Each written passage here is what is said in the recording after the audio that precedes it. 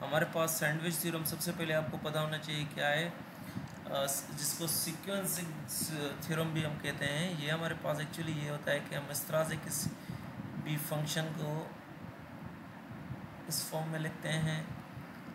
Sandwich, ये sandwich word से निकला गया है कि उसमें मुख्तलिफ़ चीज़ें होती हैं, तो सिमिलर प्रोसेस है हमारे पास। हम कोई भी कंसीडर कर लेते हैं, हमारे पास 3 फंक्शन होते हैं, F of X, G of X और एच ऑफ एक्स। तो हम ये करते हैं कि जो भी हमारे पास इनका आंसर आता है, जो भी इनका हमेशा इसमें क्या होता है, सेम आंसर आता है। तो हम कहते हैं जो भी इसका आंसर आता है अल्टीमेटली इसका भी आंसर वही होता है। फॉर एग्जांपल हम कहते हैं हमारे पास इस जी ऑफ एक्स का आंसर आया एल, एंड इस एच ऑफ एक्स का भी आंसर क्या है, कुछ ना कुछ एल नंबर आया। तो हम कहेंगे अल्टीमेटली कुछ करने की ज़रूरत ही नहीं है, इसका एफ ऑफ एक्स का भी आंसर हमारे पास वही एल मिल जाएगा। फॉर एग्जांपल 2 आ रहा है तो इसका भी आंसर क्या आएगा, 2 आएगा। यहाँ 0 0 आ रहा है तो इसका भी आंसर 0 0 आएगा। तो क्वेश्चन कर लेते हैं, हमें ज़्यादा समझ में चीज़ें आ जाएंगी।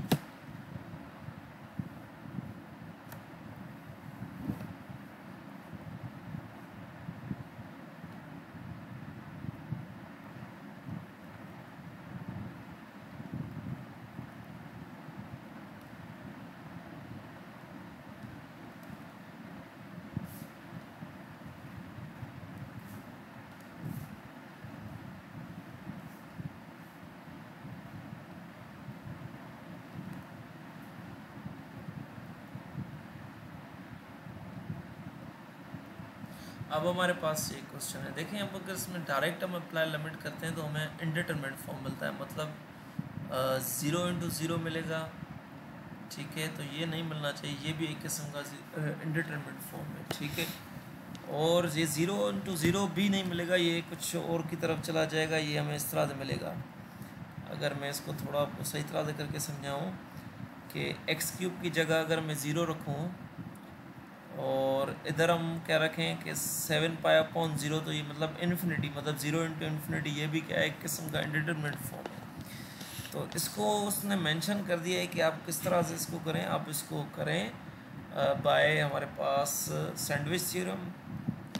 तो सैंडविच थ्योरम से इसको कैसे करेंगे, ब्रेक करके लिखेंगे। कैसे करेंगे, इसको लिखेंगे, हम कहेंगे हमारे पास जो sin x की रेंज होती है वो क्या होती है, वो होती है -1 से लेकर +1 तक। कहने का ये मकसद है कि ये इसका जो आउटपुट आता है वो इन दोनों के अलावा कुछ भी नहीं हो सकता। या तो फिर हमारे पास -1 होता है, या तो फिर हमारे पास इसका क्या होता है, +1 होता है, या फिर इनके दरमियान भी हो सकता है।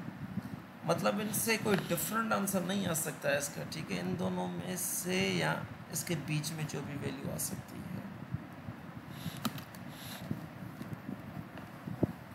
तो ये क्या आएगी, ये आएगी हमारे पास -1 से लेकर +1 तक। अब देखें, अब हम सिर्फ इसको उठाएंगे पहले।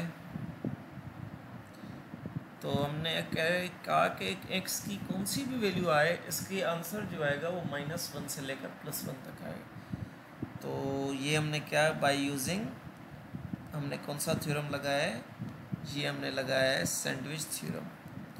तो हमें पता है कि ऑब्वियसली इसमें एंगल अगर 7π/x हो, उसका भी आंसर हमारे पास क्या आएगा, उसका भी आएगा -1 से लेकर +1 तक। अब हम क्या करेंगे, हमारे पास हम कहेंगे जो इनके आंसर आएंगे, दोनों हमने क्या पढ़ा था सैंडविच थ्योरम में, हमने यही कहा था जो इनके आंसर आएंगे अल्टीमेटली वहीं इसका आंसर आएगा। तो हम देख लेंगे, हम कहेंगे कि दोनों तरफ हम क्या x³ मल्टीप्लाई कर दें।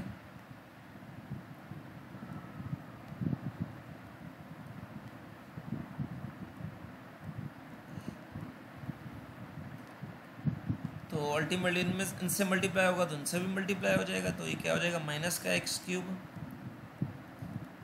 और ये क्या होगा x³ साइन।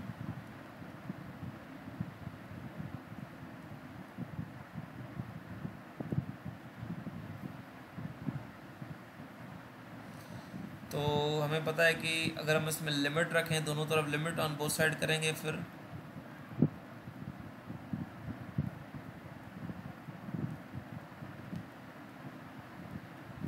अगर बोथ साइड करेंगे तो ऑब्वियसली हर चीज़ इसके साथ भी आएगी, मिड वाले के साथ, फंक्शन के साथ। ये हम क्यों कर रहे हैं, ये हम अकॉर्डिंग टू क्वेश्चन को देखकर कर रहे हैं, क्योंकि क्वेश्चन में हमसे क्या क्या चीज़ें पूछी गई हैं।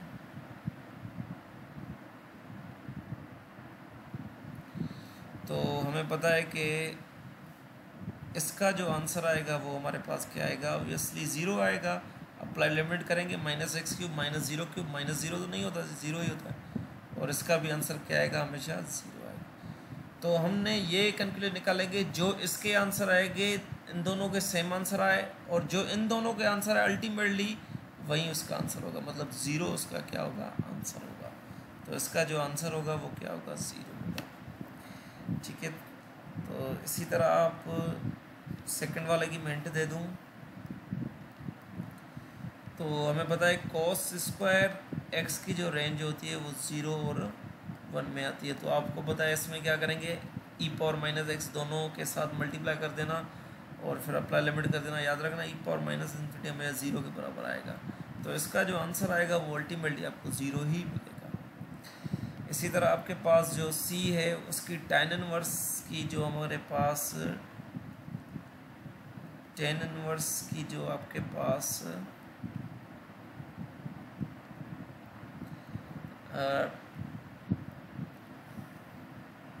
इसकी भी आपको, इसके सबसे पहले आपको देखना होगा कि इसकी आपको पास रेंज क्या आ रही है। तो tan इनवर्स x की आपको पता है कि रेंज किसके बराबर आएगी, एंगल कुछ भी हो उसका कोई मसला नहीं है, इसमें ये सिर्फ देखना है कि इसकी आपके पास रेंज क्या आ रही है, मेन चीज़। तो जो इसकी रेंज हमारे पास आती है, ये हमारे पास कौन सा है, क्वेश्चन है सी क्वेश्चन है, ठीक है। तो मैं लिख लेता हूँ इधर क्वेश्चन, आर का आपको पता tan inverse 3x upon radical x।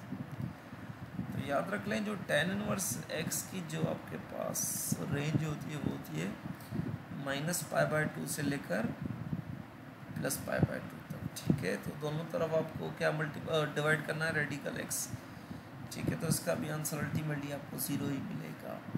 इसी तरह d आपके पास है sin x की, आपको पता है कि रेंज क्या होती है, -1 से लेकर +1 तक, दोनों तरफ x-2 मल्टीप्लाई कर देना, इसका भी आंसर आपको 0 ही मिलेगा अल्टीमेटली, ठीक है। आगे बढ़ लेते हैं हम।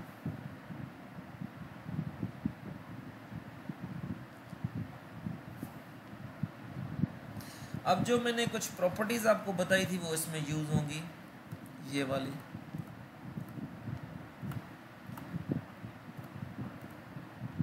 ये वाली जो सारी चीज़ें मैंने बताई थी ना, ये इसमें अब यूज़ होंगी।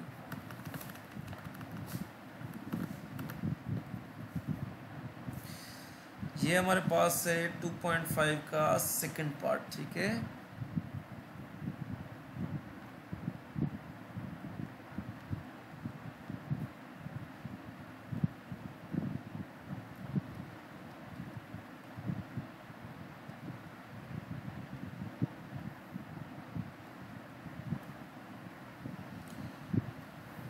अब इसमें आपको मैंने एक प्रॉपर्टी बताई थी कि कौन सी प्रॉपर्टी यूज हुई है, अगर आप देख लें तो उसमें मैं अगर इसको फिर से लिख लूँ यहाँ पर, तो मैंने प्रॉपर्टी ये बताई थी,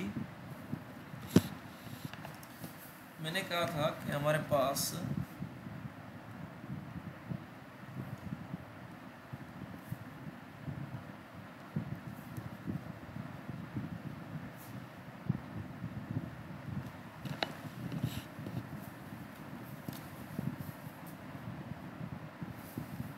जो बताई थी वो बताई थी लिमिट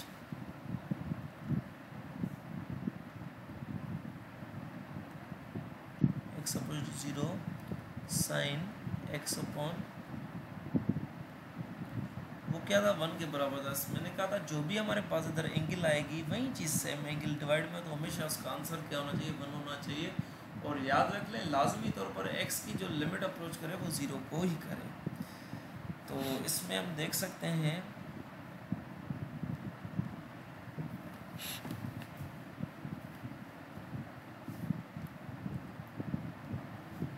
कि हमारे पास क्या है,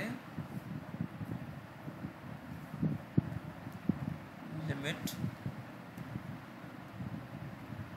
साइन।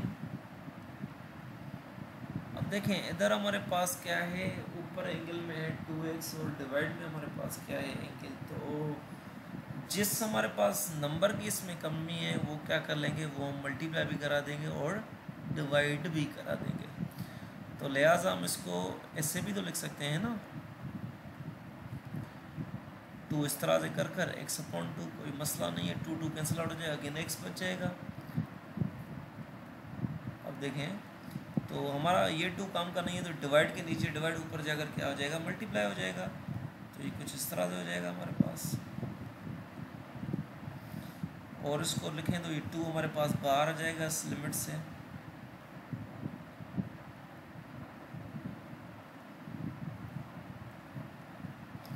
तो मैंने एक चीज़ कही थी, जो भी हमारे पास एंगल में और उसके डिवाइड में तो वो इसका क्या हो जाता है, वो हमेशा किसके बराबर आ जाता है, वो हमेशा याद रख लें, वो 1 के ही बराबर आ जाता है। तो इसका आंसर क्या है, 2 है। पर आप इसमें डायरेक्ट अप्लाई लिमिट करेंगे तो आपको क्या मिल जाएगा, इनडिटरमिनेट फॉर्म मिल जाएगा, मतलब 0/0 की फॉर्म। ठीक है, तो इसमें कोई भी टेक्निक नहीं लग सकती, ना फैक्टराइजेशन लग सकती है, ना डायरेक्ट अप्लाई लिमिट लग सकती है, ना फ्रैक्शनाइजेशन।